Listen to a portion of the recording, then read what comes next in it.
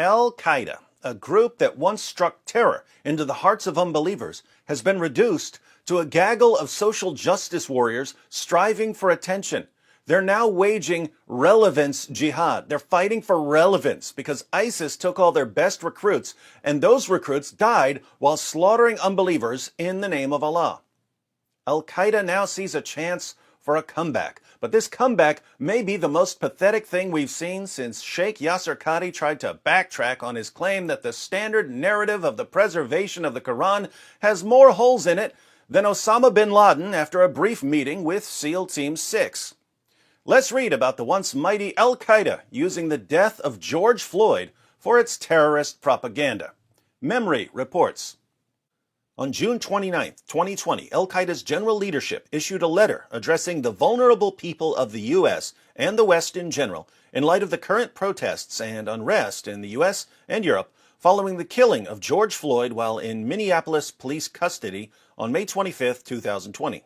From the Jihad Jamaat group to the oppressed, the vulnerable, and the revolutionaries of the American people and the rest of Western people, we have watched, like the rest of the world, the suffering that George Floyd went through before he died, oppressed under the foot of his arrogant killer, who did not blink an eye when he killed him and destroyed the hearts of billions around the world, said the letter. This is coming from a group that slaughters men, women, and children in the name of Allah. The letter then commended the American people for responding to George Floyd's rescue appeal when he shouted, "I can't breathe." Their protests against racists and the arrogant White House brought joy to the group, said the letter. Pointing to the similarities between Islam and the protesters, the letter highlighted that Islam rejects injustice regardless of race. We were pleased to see vulnerable people rejecting and repelling injustice because our religion seeks firmly to free people from worshiping another human being and invites them instead to worship the creator of human beings. We invite you to worship the creator of human beings. He allows you to beat your wives into submission and to have sex with prepubescent girls and to rape your female captives. No injustice here. It continued by noting several incidents from the Quran involving prophets, such as the story of the prophet Musa, Moses, who revolted against Pharaoh, Jesus, who rebelled against priests, and finally the story of the prophet Muhammad, who completed the journey of his predecessors when he took their holy message beyond the borders of the tribes and the region, giving it a wider scope that grew to reach all human beings and the whole planet. Addressing non-Muslims residing in Western countries, the letter emphasized that the rejection of injustice is a shared religious and human principle, and one which all of mankind is subjected to, including Al-Qaeda, because of the ill practices of the tyrant Western rulers. Therefore, the letter urged Westerners to force their governments to return to the rule of law. If they do not, people should revolt against them and establish justice with their own hands. It further warned that revolution is imminent because it is an instinct for those who are oppressed. People definitely don't like being oppressed. That's why Muslims are fleeing Muslim countries and moving to the West. Far less oppression in non-Muslim countries. After citing several examples of other prophets from the Quran, the letter once more urged the American people to revolt against the rulers of the White House from both parties, Democrats and Republicans, as well as against blood-sucking bank owners, giant corporations, and those behind them, the oppressive racists whose sole objective is to secure their personal interests, enslave entire nations, including the Americans, and steal the resources of your states as their income without benefiting the residents of these states. The letter then argued that Al-Qaeda's fight against the U.S. is part of a larger war against injustice.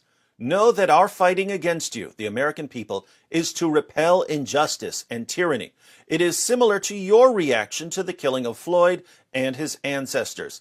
The letter added that Muslim nations have suffered for decades under the oppression of your tyrants, your killing of our children and women, your theft of our resources, and your desecration of our sacred places. We desecrated their sacred places. How did Muslims get the Kaaba? They took it from pagans. How did Muslims get the Temple Mount? They took it from Jews. How did Muslims get Hagia Sophia? They took it from Christians. But they're somehow the victims of us desecrating their sacred places. Or Al-Qaeda. The statement then called on protesters to convert to Islam, saying that the religion of Islam is the religion whose glad tiding was conveyed by Jesus because it is a religion which ensures that people live in freedom, dignity, and peace and doesn't allow discrimination of any sort between white and black. After stressing the call to convert to Islam, the statement said that defending the oppressed among you and us is an integral part of our religion, and there is no contradiction between this call to convert and our fight against the oppressors. The statement concluded by wishing that Western readers and the entire world may attain the acceptance of Allah and succeed in entering the spacious paradise which Allah has prepared for His faithful, pious, and just worshippers. And may the sun of Islam, the sun of justice, freedom, and peace, rise on all corners of the world. Wow, wow, wow. Muhammad bought, owned, sold, and traded black African slaves. He called Ethiopians raisin heads. He said that Satan looks like a black man. He said that if you dream about a black woman, it's because a plague is coming. Under Sharia, it's a death penalty to say that Muhammad was black.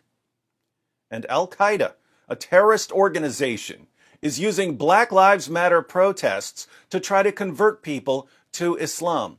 Instead of flying planes into buildings or blowing up train stations, Al-Qaeda is now writing letters of support.